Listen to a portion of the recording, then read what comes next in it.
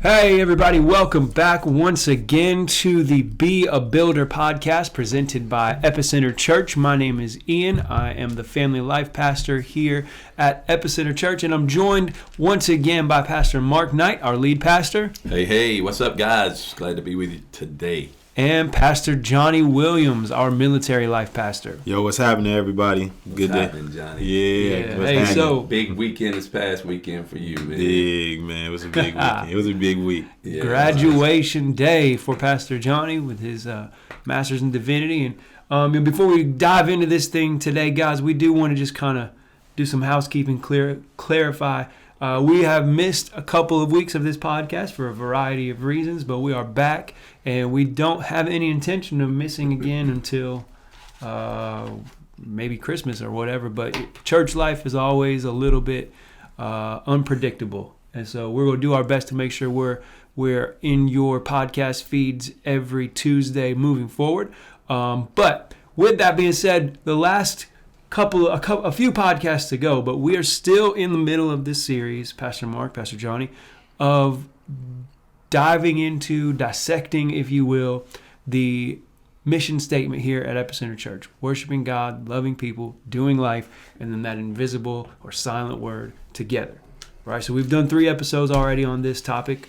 We've covered together and the importance of community. We covered worshiping God and how vital that is to our day-to-day lives. We've covered loving people, what that means, what that looks like in a modern context, and that leaves us with this topic or this idea of doing life. And so Pastor Mark says you are the one who kind of established this mission statement so many years ago. We'll throw to you and just kind of get your thoughts on why was it important for this phrase to be included in that mission statement, and how does it apply to somebody, whether they're part of Epicenter Church or not, to someone's daily life as a Christ follower. Johnny, don't you just love Ian's enunciation when he starts this thing off? He says, "Hello, I am." He enunciates every word with perfection, man. That's good, Ian. He's the MC. He's the MC, the big MC. Way to go, Ian. Listen, thanks, Ian, for the question. The question is probably a question that throws me back several years ago when we came up with the worshiping God, loving people, doing life mission statement, vision statement, if you will. It's a condensed version now where we're just worship, love, and life. But certainly we've talked about worship, and we've talked about, loving God. Those things are paramount in our existence. But also doing life. When I was thinking about something that would capture the essence of what I felt and still feel today, is the theological, doctrinal basis of the gospel. I could really break it down into 3 elements. It was worship, it was love, it was life. And when you look at the Gospels, you see this element of worshiping God first and foremost. You see this element of loving on people. Jesus loved the world so much that he gave his life for that love. And then you see this life element where Jesus said, "I didn't come to be served, but to serve and to offer up my life as a ransom for many." And so his life was an exchange, if you will, without going into a theological dissertation here, for our lives. And you see this element inside of the disciples where Jesus built relationship with the disciples long before the disciples fully understood what faith meant.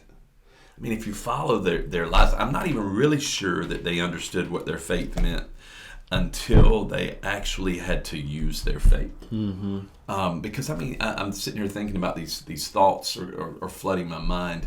The father who brought the son who was demon possessed, and the Jesus had already given the disciples the ability to cast out demons and to heal the sick, Yeah. and then they could not, and so Yeah. the Father says they could not, and then he's like, these come out by prayer and fasting, and if you really understand, it's almost like they're given these opportunities to exemplify their faith, but we really don't see their faith being exemplified until after the resurrection. So you have to think that the 3.5 years was as much about doing life together with Jesus and the disciples as it was anything else, because were it not for that relationship, I'm not sure where their faith would have been. So when you just look at the Gospels, and doing life with each other is important. In fact, you look at Acts chapter 2, after, the early church, here's Jesus has already ascended back to heaven, and so the church is trying to get off the ground, if you will. They're trying to prop up the church, and this is a passage of scripture that we've referenced inside of this series. Yep. But it's Acts chapter 2, verses 42 and following. It says, they meaning the church, devoted themselves to the apostles' teaching and the fellowship and the breaking of bread. I mean, there's this sense of koinonia, this togetherness. Yeah. Which is beautiful. Everyone was filled with awe and at the many wonders and signs. All the believers, listen to all this, all the believers were together and had everything in common. They sold property and possessions. Every day they continued to meet together in the temple courts. They broke bread in their homes. Man, I'm not sure that we shouldn't do a series just on these 5 or 6 verses as I keep reading this. Praising God and enjoying the favor of all the people, and the Lord added to their numbers daily those who were being saved. There's this overwhelming sense of togetherness that I saw in the Gospels and in the early church that I felt like needed to be a part of our church. Yeah. So you see that, and then, one of the things that really stuck out to me about faith, when you look at the Gospels and when you think about your own faith can be tough at times, man. Yeah. I mean, it can be. I mean, there are things that the enemy tries your faith. There are things that happen in life that make you question your faith. There are journeys where your faith is high. There are times in your journey where your faith is low. And so my thought was, your faith is not always comfortable, but your faith should never be alone. Yes. In its progress. Because the moment that you feel like you're on an island, your faith is going to be tough for you, because Jesus didn't set this thing up for us to have faith in him and that's it. Jesus set this thing up for us to be impacted by him. Therefore, we have faith so that we can pour out what he's poured into us on others. So it was this growth aspect all along. And it was never, if you think about it, if it's only about having faith in Jesus and having a right heart with Jesus, then it seems like to me that the easiest way for Jesus to accomplish that is for us to give our hearts to him, and then immediately we go to heaven. Mm-hmm. But that's not what this thing's about. And this thing's about relationship. And all the way back to, Johnny, a few minutes ago, as we were just kind of talking about this, all the way back to Genesis. I mean, it was a time where God walked with Adam in the cool of the garden. Mm-hmm. It's a relational thing, man. It's doing life together. And let's just be honest. The hardest part about our faith is life. Yeah. So if the hardest part about our faith is life and the interpretation of life and our perspective in life and us doing life, then shouldn't we in our faith be helping others do life? And so it's worshiping God, loving people, doing life, and that doing life together was something that's very, very important to me. And then again, I could keep going and talking about this, and Jesus said, I've come so that you may have life and have that life more abundantly. And the abundance of life happens when there is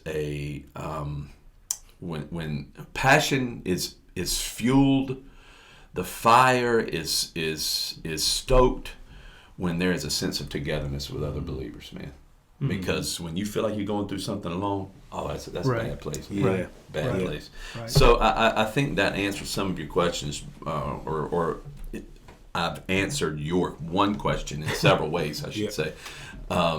Yeah. But there's a lot of ways that I could answer that. Well, and I think that's good. I think, like you said, you hit several different angles. And before I kind of give a couple thoughts that I've had just listening to you, Pastor Johnny, I wanted to get your unique perspective because, again, we've kind of referenced this throughout this kind of mini series on the podcast that I had the blessing or the privilege, whatever you want to call it, of being around as far back as when this mission statement was officially rolled out.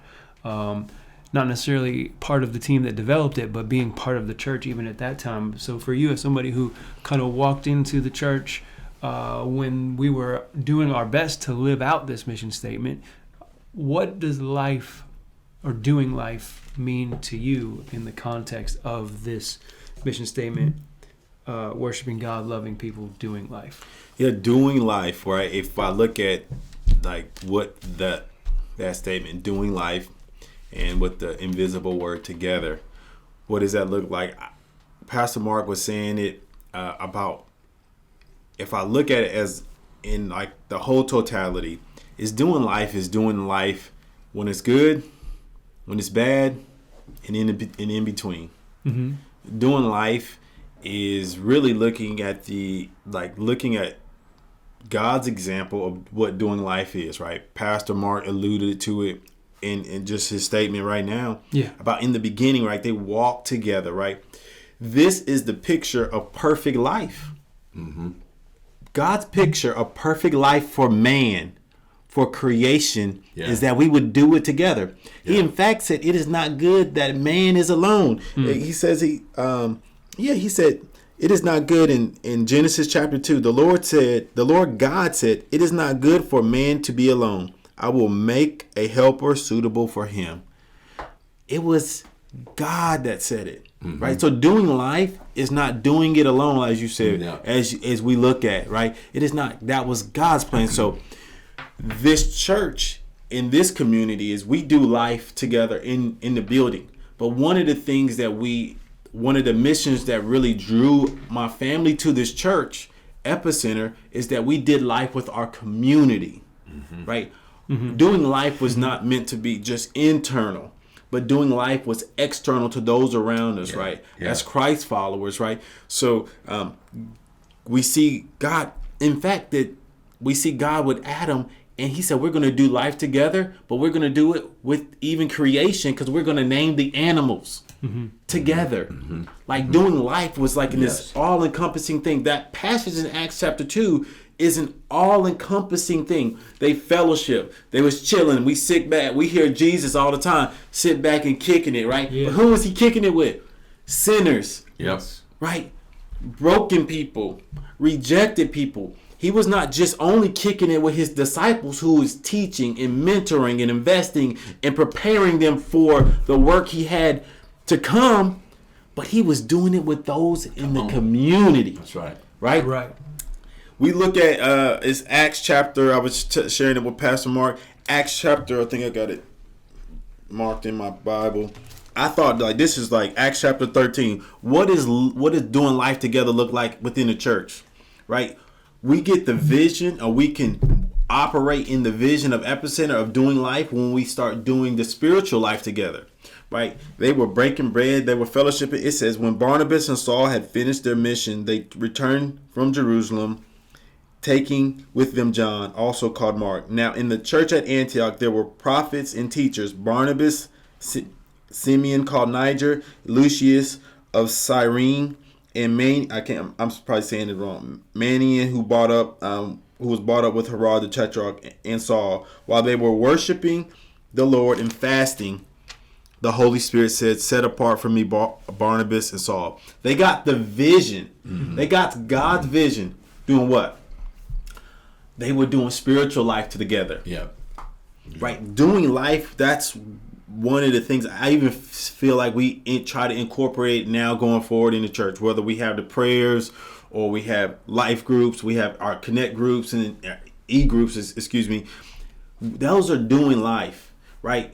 And then you look at in Galatians chapter 6, when you have the brother who's sinned, or in 1 Corinthians to 2 Corinthians, where the man who was restored, right? He slept with his father's wife, right? And there was some punishment and things that went along with that. But guess what? They did life together, and Paul says, hey man, we need to bring this brother back into the fellowship, right? They were with him all the time. In Galatians chapter 6, it says, carry each other's burdens, and in this way you will fulfill the law of Christ. Doing life together is not just, touchdowns. It's what Lecrae say, if you ain't with me when it's fourth down, you can't be with me when it's touchdown. Yeah. Right? Yeah. Right. That's all a life together. Yeah. The person, what is it? A brother is born in adversity. Right. When we do life together, all of it together. And so I seen that. And so I feel like doing life together is the internal within the church, the external within the community, and the spiritual with God. Yeah. Mm-hmm. All three phases of it, right? So, and as I look through, and I just kind of went through the New Testament, Old Testament to New Testament, I think we can look at God lays out the biblical thread, and the perfect example, and I'll stop after this, is Jesus. Like doing life. How did he do life? Right. He literally slept and walked and lived with his disciples. Yep. He taught them how to do spiritual life. He taught them how to do external life. He taught them who to love. He did everything in life together with them, right? And so it was a unified fellowship. Now, it's a different context than, over 2,000 years ago, and life is different and the world is different. But the example is still set. Mm-hmm. Right? Right. Mm-hmm. And so that's just my perspective, and why Epicenter, that statement, doing life and we do it together, it was just so powerful for me. Yeah. And has really guided me on how I do stuff. That's good, man. I think Johnny, as you're sitting there talking about the just doing life together and the different aspects of our faith and how our faith impacts life together, I just looked up the definition of lifestyle, and the definition is the way in which a person or group lives.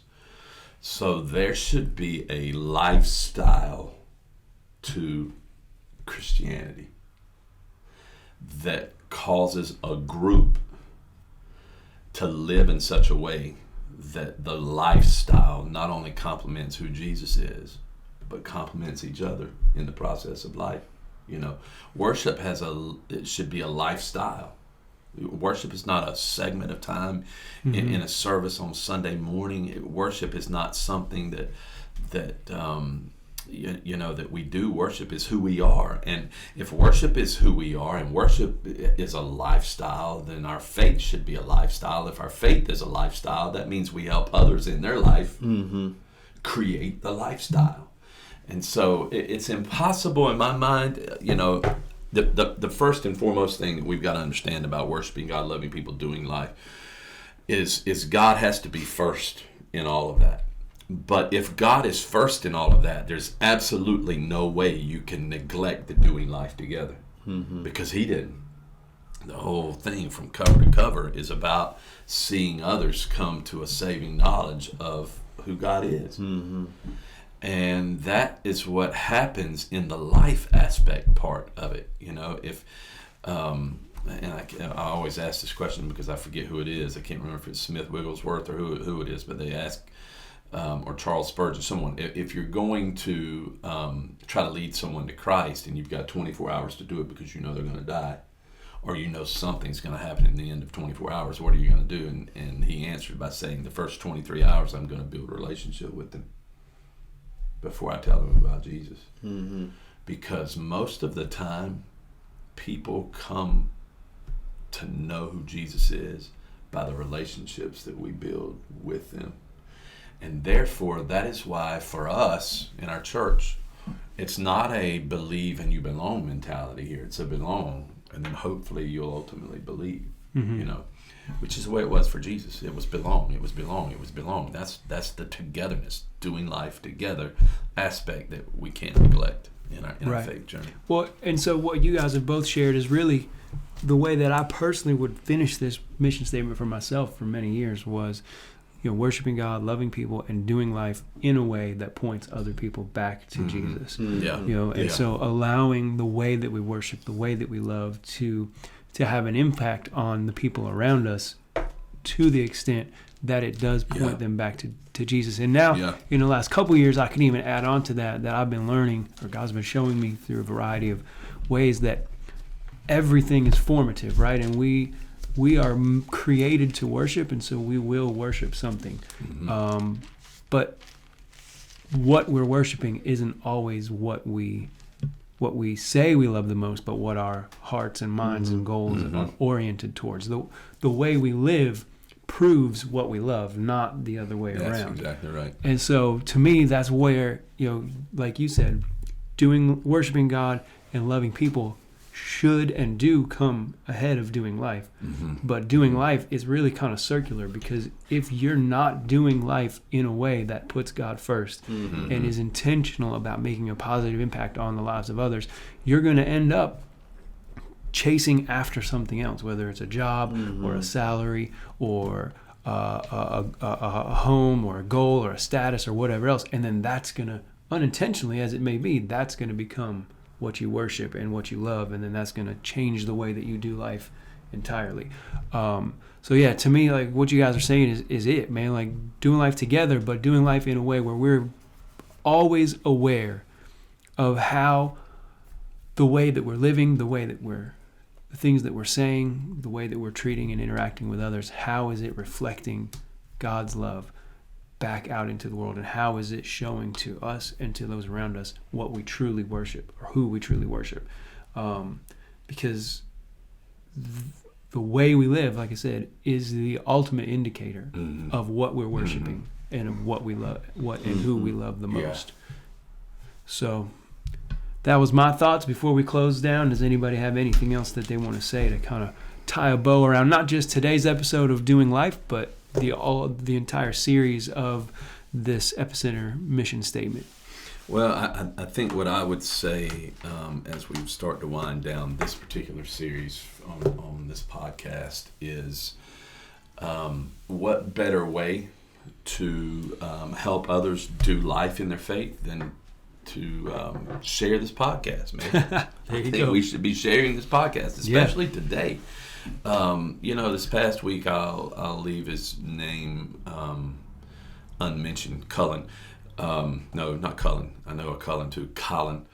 I'm thinking about two different people, and I had a conversation with both. And but Colin had a conversation with me very similar to Cullen, who had a conversation with me. My mind is going to both these conversations, and I'm probably mixing them. But the gist of really both conversations was for Colin, he is about to embark upon the journey of some graduate work, some international graduate work.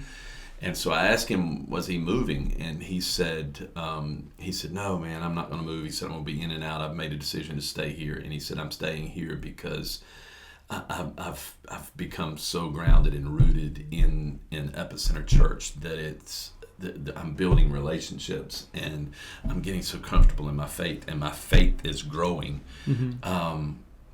That is the definition of doing life together.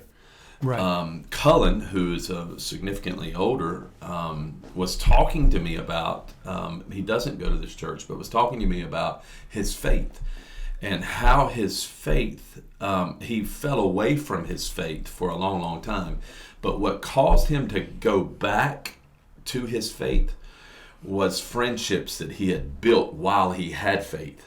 And so he was without Christ for about 10 years in his life, and he's probably in case he's listening to this, I'd hate to give his age, but he's an older gentleman. And he said for 10 or plus years he walked away from his faith, but what ultimately brought him back to his faith is that the people that he was doing life with never gave up on him. And so there's two stories that I think that really exemplify why worshiping God, loving people, doing life is so significantly important. Yeah. Awesome. Yeah. I just say this, that Pastor Bark really hit it, as how, when we engage in all three aspects, worshiping God, loving people, and doing life, we become fully engaged and drawing people to Jesus. And I can say that because the person who helped me come back to Jesus, as we talked about before in one of these podcasts, came up to me and said, "Brother, we love you and we miss you." Right. And he was aiming to help me get to Jesus so God could restore me. Yeah. And so if anyone is listening and you're like, "Man, I left church. I haven't been to church in a year," or whatever, 10 years. or 10 years, Yeah. right? Yeah. I just want you to know that those people that you remember who you were in fellowship with, and that those people who are praying for you, they still probably pray for you. They still think of you. And I just want you to know that the Lord loves you. Yep. And his people, his community, and most of all him, he misses you. So my hope is that you would come back, because you got a whole bunch of brothers and sisters who ready to love you. They're going to get on your nerves. They're going to upset you. But we're going to do this together so we can glorify God. That's it. Amen. Hey, and like Pastor Mark said, we would love for you to share this podcast with somebody who needs to hear it. Or someone who just you think would enjoy it or benefit from it. Also, wherever you're listening, give us a rate, a review, all that kind of stuff. And then we want to hear from you. If you've got any comments, questions, feedback, want some clarification, just have an idea for something we should cover on a future episode, we'd love to hear from you. You can email us at beabuilder@yourepicenter.com. And with that being said, we're out of here for today. We'll be back with a brand new episode is the word I'm trying to say, next week. That's right. All right. Good to be here, man. Go in peace and love. Soul Train. Look, I thought he was going to forget. No, man. No.